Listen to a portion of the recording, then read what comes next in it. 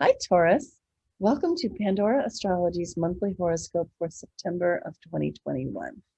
We are the astrologers of Pandora Astrology. I'm Jamie Keel Miller, and right now I'm in Reading, Pennsylvania. And I'm Julia Mijas in San Francisco.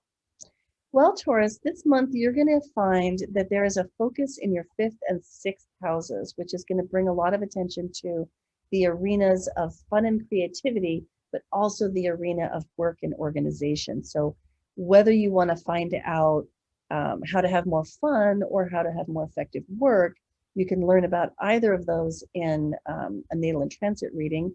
And a mission orders reading also might serve. You'll find a link for those in the YouTube description below. Julia, you want to kick this off with the lovely planet of Venus?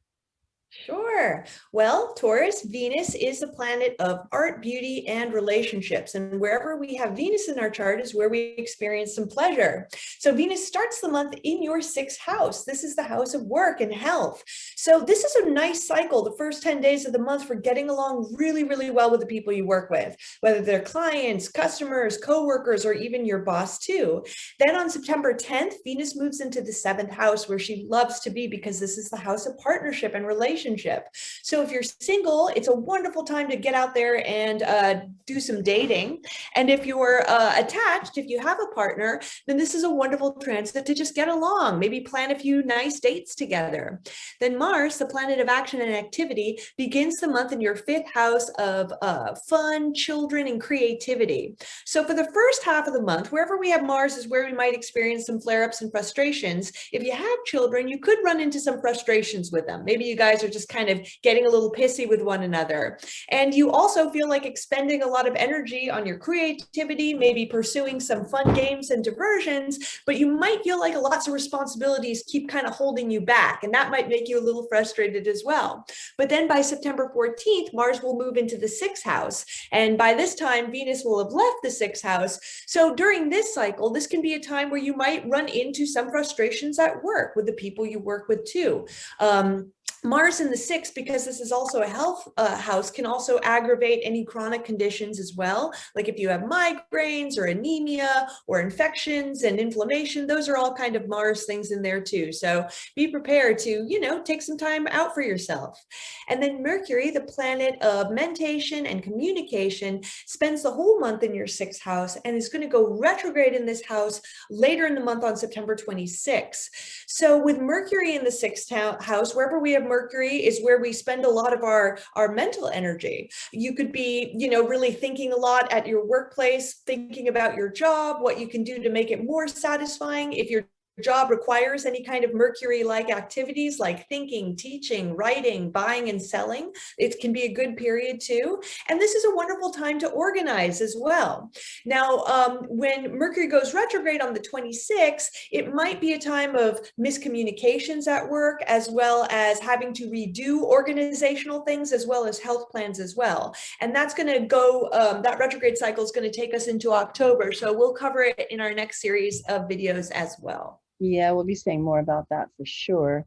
There are two moons this month, and the first one I want to tell you about is happening on the 6th, and it is a new moon in Virgo, and that really fits very well with Mercury retrograde, because both of them are very much about getting organized, and so this whole month is a pretty good time for that. A new moon is a great time for new beginnings. Interestingly enough, this moon is happening in your fifth house of fun and play. And if that sounds like a bizarre combination, like doing the work of getting organized, but in the arena of fun and play, well, maybe it means it's time to clean out, the sports shed and buff up your skis for the coming season. I don't know. But yeah, some form of organization would probably feel pretty good under this moon. Now we're calling this moon, oh, goodness, where did I put the title? Yeah, it's a funny title. Being weird your own way, but also relatable. And we call it that because of the harmony with Uranus, which brings a sort of an edgy quality, sort of quirky and eccentric quality, but not over the top edgy. So that's really nice. And it could be a time to fly your freak flag in a good way. And then the square to Uranus that's built to Juno that's built into that moon also says that remaining relatable and personable during that moon is pretty important to do.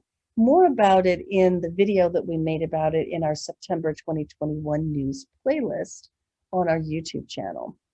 The other moon is coming later on in the month, around the 20th, and that is a full moon in Pisces, and here you can see it. The sun is still there in the 5th house in Virgo. The moon is in Pisces in your 11th house, so this brings up more social themes. This full moon, we're calling it penetrative intuition because of the involvement of Pluto. And Pluto has a very strong harmony with the moon and the sun during this full moon. And that's really great, especially because Pluto is the keeper of secrets, and the moon is all about emotions, and emotions tend to be strong and run high during a full moon. And so one piece of advice that we've been suggesting is that this moon is really good for the gentle release of the pressure valve on old secrets that have been poisoning, especially your intimate relationships. Now, for some signs more than others, that applies very, very directly. In your case, this definitely applies in your friendships because that moon is right there in the house of friends, networks, communities. You know, maybe it's time to let a secret out. And this could be a time when that is received in the best possible way. Now, if it's a really, really harsh secret and there's no way it could be received in a good way, I think it is still possible for a moon like this to mitigate it, and it wouldn't be as bad as it might be. Okay, the last thing I want to tell you about is the seasonal change. Now, when the moon, when this month begins, the sun is, of course, in Virgo. We're having Virgo season, which is earthy and mutable and is very much about organization, as you probably already know. Virgo is an earth sign like Taurus, so there's a lot of friendly vibe between these two.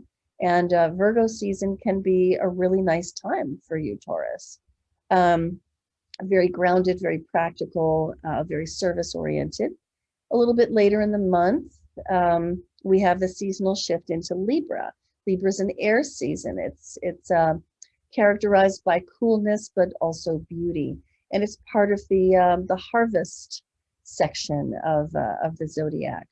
So the sun therefore moves out of your 5th house and into your 6th house of work, health, service, personal organization. Julia was talking about these things.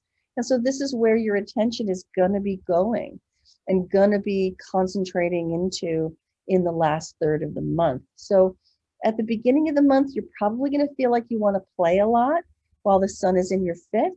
But as it moves into your 6th house later in the month, the emphasis shifts to work. All righty. Well, that's what we had for you today, Taurus. Hope you enjoyed it.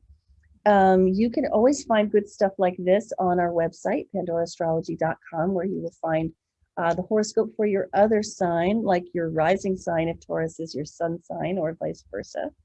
On our website, you can also find our services page where you can get readings with us or take classes with us.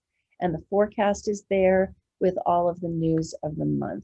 And until next time, we'll see you on the cosmos. Bye. Bye-bye.